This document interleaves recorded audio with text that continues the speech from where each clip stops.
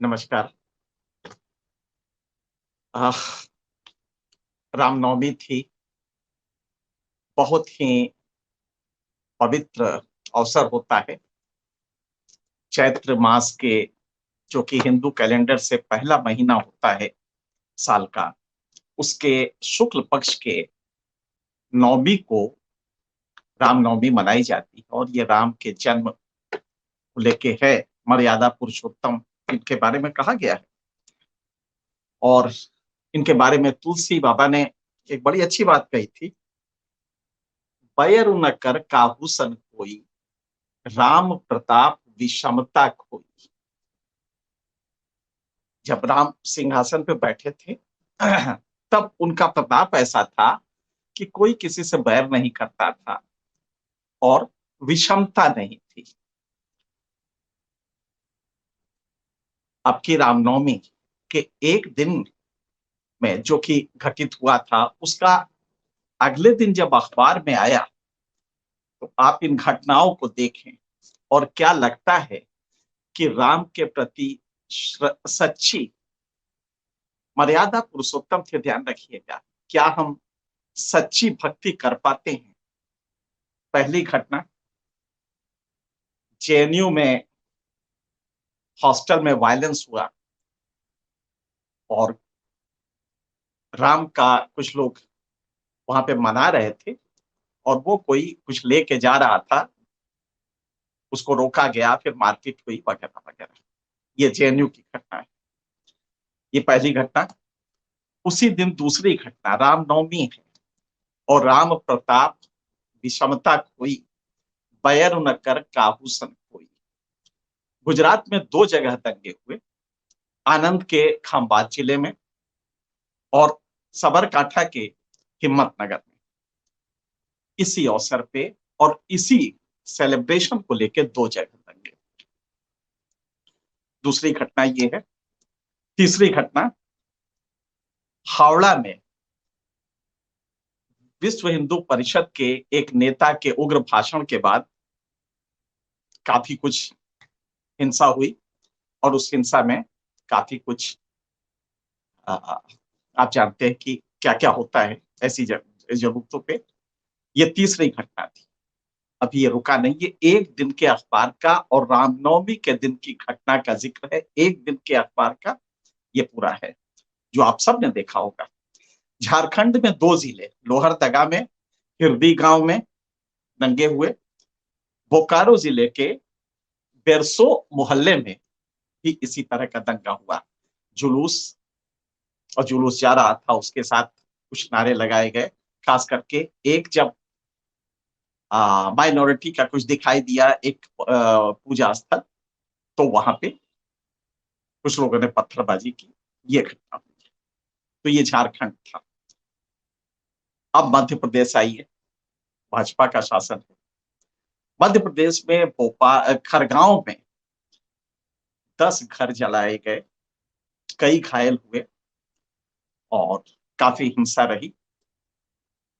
उस समय दिल्ली का वो जो नेता तथाकथित बीजेपी का था, जिसने कहा था कि डीसीपी साहब, ये यहाँ पे आंदोलन बंद करवा दीजिए वरना इसके बाद हम अपनी भी नहीं सुनेंगे। ये सलमान खान का डायलॉग उसने बोला था। वो वहां भी उस समय मौजूद था, कपिल मिश्रा। ये पांचवी घटना है। उत्तर पूर्व में हिंदी को लेके कल काफी विरोध हुआ। कई राज्यों में, 8 राज्यों में हिंदी को लेके नाराजगी है, क्योंकि देश के गृह मंत्री ने जो हिंदी की समिति है उसके चेयर में पर संसदीय समिति होती है, राजभाषा संसदीय समिति, राज आधिकारिक भाषा समिति, उसके चेयरमैन के रूप में कहा था कि हिंदी को हर राज्य के द्वारा बातचीत की भाषा बनाई जाए। एक प्रक्रिया है जिसपे हिंदी नॉर्थ ईस्ट पे, तमिलनाडु पे और ये जानते हैं इन राज्यों में विरोध हुआ इसको लेकर। ऑस्ट्रेलिया में ऑस्ट्रेलिया में एक संस्था है, ऑस्ट्रेलिया इंडिया इंस्टीट्यूट। उसमें 14 स्कॉलर्स ने कल इस्तीफा दे दिया। जानते हैं वजह क्या थी? वहां पे जो मैनेजमेंट है वो ऑस्ट्रेलिया इंडिया इंस्टीट्यूट में उन मेंबर्स से कह रहा था कि भारत के प्रधानमंत्री के बारे में कोई क्रिटिकल ऐसे नहीं लिखा जाएगा, कोई क्रिटिकल बातें नहीं कही जाएंगी। इसको लेके उन सारे के सारे लोगों ने इस्तीफा दे दिया। ये घटनाएं हैं। आप यूं देखें तो कुछ नहीं है, घटनाएं हैं। उन्हीं ये भी दावा किया जा सकता है कि सब माइनॉरिटी की तरफ से हुआ। इशू ये नहीं है क्या ये देश शांत है, क्या राम का यही की मर्यादा थी। बाबा तुलसी तो कह गए हैं, तुलसी समता समता राम सो, तुलसी ममता राम सो, समता सब संसार। तुलसी ममता राम सो, समता सब संसार। राग न रोष न दोष दुख, दास भय भव पार। तुलसी का तो ऐसा शासन हुआ करता था, तुलसी ममता राम सो, अगर राम सो आपकी ममता है तो समता सब संसार। राग न रोष न दोष। आप सोचिए, राग न रोष न दोष, ये कुछ नहीं होता। राग न दोष दुख, दास भय सब पार, दास भय भव पार। ये मर्यादा पुरुषोत्तम की स्थिति थी, मर्यादा पुरुषोत्तम के राज में ये स्थिति थी। तुलसी ने आगे भी कहा है, धर्म न दूसर सत्य समाना, धर्म न दूसर सत्य समाना। आज कल रामनवमी के दिन शायद प्रधानमंत्री भी व्रत रहते हैं। प्रधानमंत्री ने एक बात कही,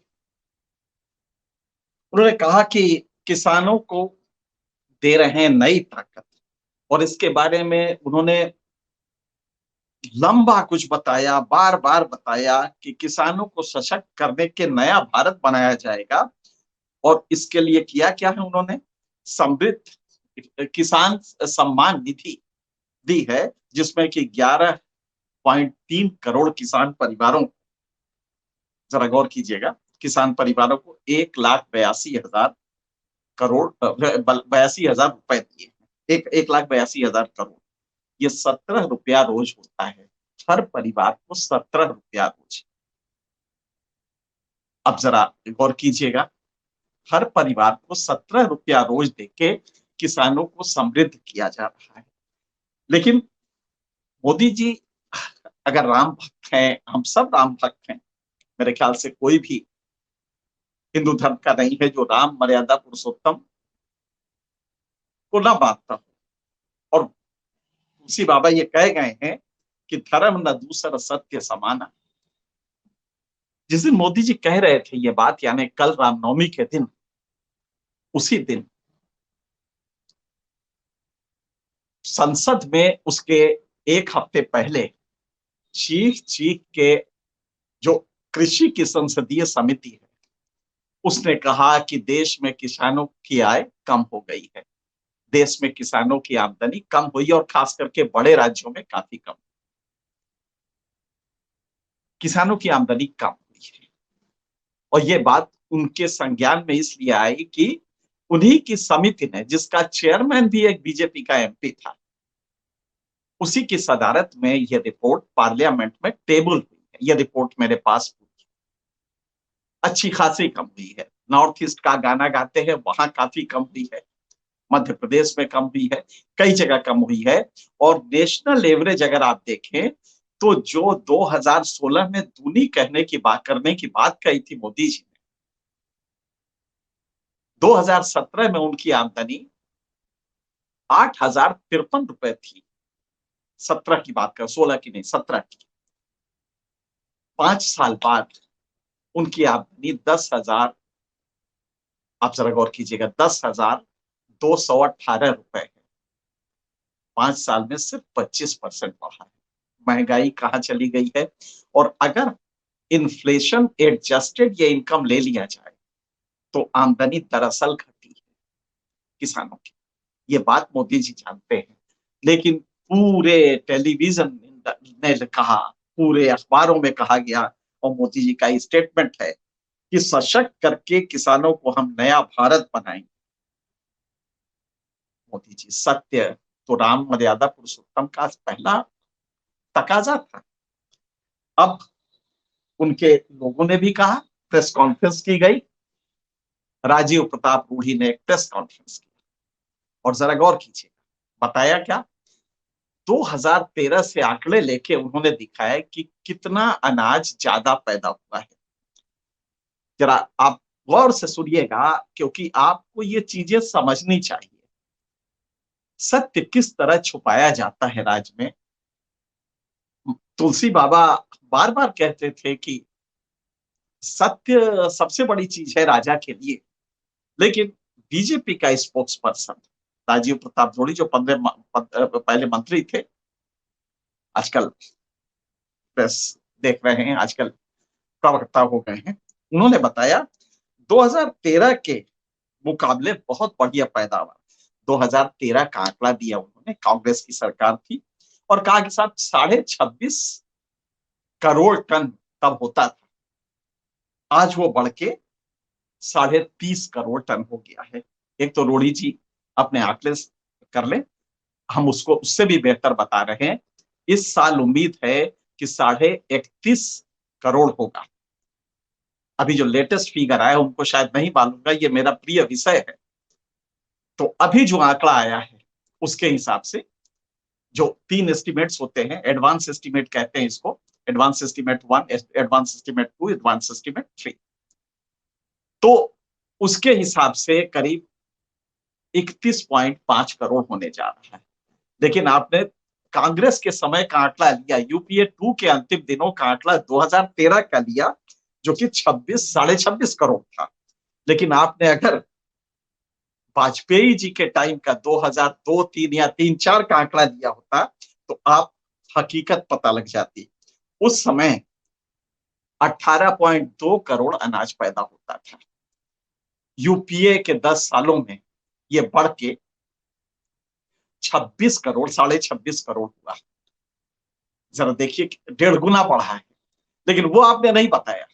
आपने बताया कि साहब ये जो 9 साल थे, इसमें कितना बढ़ा है, 4 करोड़ टन बढ़ा है, जबकि यूपीए के 10 साल में 1.5 गुना हुआ है, करीब 9 करोड़, 8 करोड़ बढ़ा है। लेकिन आपने वो नहीं बताया। उसी तरह आपने फल सब्जियों का बताया कि साहब फल सब्जियों को भी देखिए, 2023 में जो ये होता था वो था 28 करोड़, अब 32 करोड़ हो गया है। लेकिन आपने ये नहीं बताया कि वाजपेयी जी के शासनकाल में जो 2003 में 14 करोड़ था, कांग्रेस इसको खींच के 28 करोड़ पे ले आई, दूना कर दिया। ये बात आपने नहीं बताई। तो हंसी आती है कि आप असत्य भी बोलते हैं। रामनवमी का दिन होता है, कम से कम उस दिन तो असत्य ना बोलें। मर्यादा पुरुषोत्तम का इतना तो ध्यान रखें। धर्म न दूसर सत्य समाना। आप जानते हैं कि सत्य से बड़ा कोई धर्म नहीं होता। तो कांग्रेस का सत्य दिखा देंगे, लेकिन ये नहीं बताएंगे कि उसके पहले, और ये कॉन्टिन्यूअस प्रोसेस है, आपके काल में कम हुआ है। अगर आप देखेंगे तो जो क्वांटम जंप रहा है वो यूपीए 2 और 1 के काल में रहा है। मैं यूपीए 2 का गजब का क्रिटिसिज्म करता रहा हूं, क्योंकि ये मेरा रोल है, सरकारों को चेताना, आगाह करना। लेकिन आप सत्य क्यों नहीं बताते?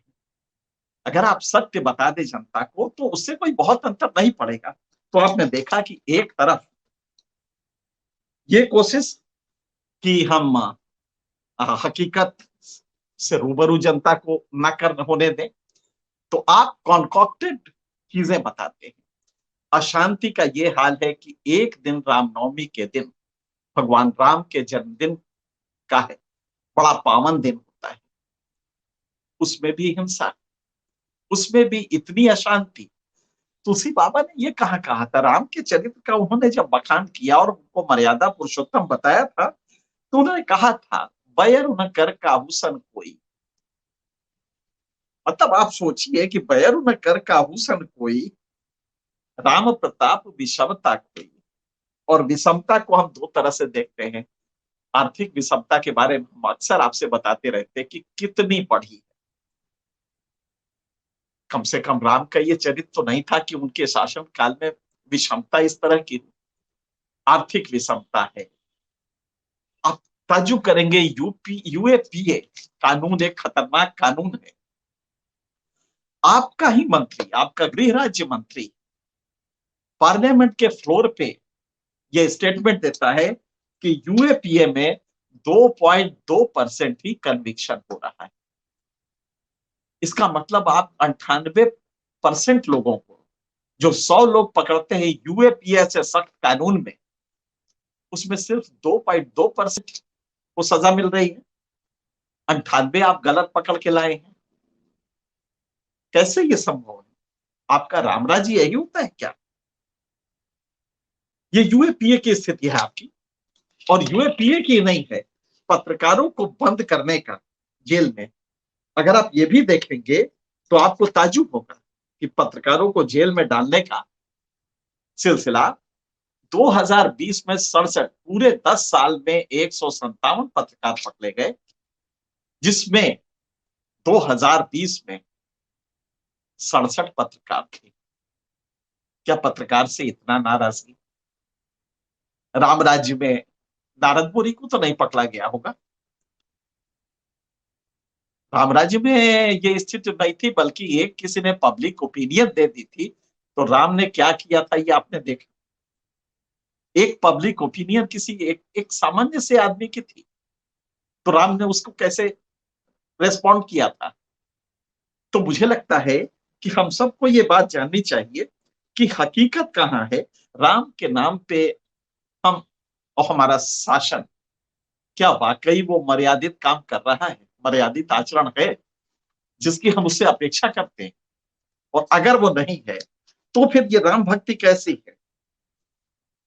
ये राम भक्ति हम जिसमें कि आप यूएपीए में बंद कर देते हैं। आप जानते हैं कि यूपी में बच्चों को नमक चावल खिलाया जा रहा था मिर्जापुर में, और एक पत्रकार ने उसको कहा, अपने यहां उसको डाला ये खबर, उसको जेल भेज दिया गया। लंबे समय तक वो जेल में रहा। बलिया में आप देख रहे हैं क्या हो रहा है। अभी आपने मध्य प्रदेश में देखा। तो राम राज्य में क्या यही होता था? राम राज्य की कल्पना अगर आप कुछ ना करें, तुलसी के 4 चौपाई पढ़ लेंगे तो आपको ये समझ में आ जाएगा। मैं ये दावा कर सकता हूं कि कम से कम मानस को हमने पढ़ा है। अगर आप मानस पढ़ ले तुलसी का, तो जो मर्यादा के उन्होंने पैरामीटर्स दिए थे, एक पे भी तो सरकार खरी नहीं उतर रही है। विषमता पूरी तरह से है। अंबानी का 1 घंटे की आमदनी जो होती है 90 करोड़, वो भी कोरोना काल, उतना कमाने के लिए गरीब को 10,000 साल लगातार नौकरी करनी, मेहनत करनी पड़ेगी। 10,000 साल अगर वो मेहनत करेगा, आदमी का जीवन मुश्किल से 68 साल होता है आज के पैमाने में। तो अगर उसको 1 घंटे की अंबानी की कमाई के बराबर कमाना हो तो 10,000 साल लगेंगे। आप जरा सोचिए, क्या ये विषमता नहीं है? राम प्रताप विषमता कोई, तो क्या ये राम राज्य हो रहा है? किसानों के लिए आप कहते हैं किसानों की स्थिति बदतर हुई है, और आपके पार्लियामेंट में ये रिपोर्ट टेबल है, पिछले हफ्ते हुई है, और फिर भी आप कह रहे हैं कि किसानों को हम समृद्ध करेंगे तो देश मजबूत होगा, और किसानों को हमने काफी समृद्ध कर दिया, मजबूत कर दिया है। आज हर अखबारों में चीख चीख के कहा जा रहा है कि साहब किसानों को तो बहुत मजबूत, 17 रुपया रोज दे के आप उसको मजबूत कर रहे हैं, लेकिन उसकी इनपुट कॉस्ट बढ़ा के धीरे से उससे ले रहे हैं। उसके बच्चे को शिक्षा नहीं मिल रही। आप जानते हैं, अभी ताजा वर्ल्ड बैंक का जो एजुकेशन डायरेक्टर है वो भारत में है आजकल, चिंतित है। उसने एक इंटरव्यू दिया है। दरअसल असर जो एक संस्था है, इंडिपेंडेंट और बहुत ही मकबूल संस्था है, उसके अनुसार कर्नाटक में कोरोना काल की वजह से जो ऑनलाइन पढ़ाई हुई, उसकी वजह से दर्जा 3 के बच्चे, और ध्यान रखिए कर्नाटक की बात है ये, जहां शिक्षा मजबूत मानी जाती है, वहां पे जो बच्चे पहले 28% नहीं लिख पाते थे हिंदी की चीजें और अंग्रेजी की चीजें या सामान्य इबारत या सामान्य जोड़ घटाना नहीं कर पाते थे, उनकी उनका प्रतिशत अब 36 हो गया है, देश में बढ़ा है। ये असद की रिपोर्ट है। और असद ने यह भी कहा है, इसको जो शब्द इस्तेमाल किया है, लर्निंग पॉवर्टी। आप सोचिए, पॉवर्टी कई तरह की, हमने अभी अंबानी और एक मजदूर का तुलना किया। लर्निंग पॉवर्टी, जो शिक्षण में गरीबी आ रही है, उसको लेके ये एक नया फ्रेज वर्ल्ड बैंक ने बनाया है, लर्निंग पॉवर्टी का। और लर्निंग पॉवर्टी में भारत की स्थिति बहुत खराब है। और राष्ट्र जो दुनिया का औसत है, उसमें यह कहा जाता था कि साहब कोरोना काल के बाद, कोरोना से पहले और काल में, तो लर्निंग पॉवर्टी जो थी वो 54% से बढ़ के 70% हो गई। भारत में भी यही है, जो दुनिया का एवरेज है।